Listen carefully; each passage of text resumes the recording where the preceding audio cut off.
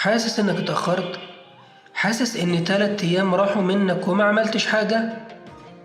انا جاي اقول لك لسه الباب مفتوح، ولسه في فرصة، ولسه في يوم رابع. خليني بس بسرعة افكرك. اول يوم اتكلمنا عن فضل العشرة، وانها اعظم ايام السنة وربنا بيحب فيها العمل الصالح. تاني يوم قدمت لك جدول بسيط تقدر تبدأ بيه خطوة خطوة. تالت يوم اتكلمنا عن السر اللي مش عليه النبي عليه الصلاة والسلام والصحابة، ألا وهو الذكر. ودلوقتي احنا في اليوم الرابع، ولسه في خير كتير جاي. وموضوع النهاردة هو حاجة ممكن تقلب موازين حياتك كلها. عارف ايه هي؟ إنه الدعاء. عارف ايه اللي يغير الأقدار؟ مش بس الشغل ولا الاجتهاد، الدعاء. نعم، النبي عليه الصلاة والسلام قال: لا يرد القضاء إلا الدعاء. يعني دعائك ممكن يغير واقعك.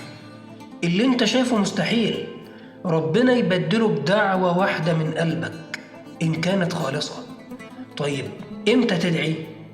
تدعي في وقت السجود، في التلت الأخير من الليل. وأعظم وقت للدعاء دعاء يوم عرفة اللي جاي بسرعة. حضر له قلبك من دلوقت، بس خد بالك ما تستناش يوم عرفة. ابدأ من دلوقت، من اليوم الرابع. كل يوم قبل الفجر قول: يا رب، يا رب غير لي حالي وارضى عني وقربني منك. وما تنساش تدعي لغيرك، لأن فيه ملك بيقول: ولك مثله.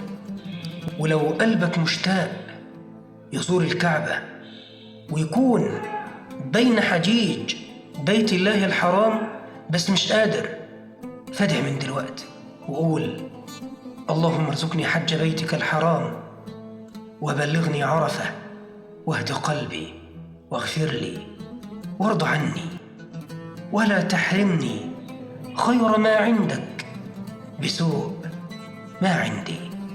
حتى لو ما تحققتش السنة دي، الدعاء ده بيكتبك عند ربنا عز وجل في قوائم المشتاقين.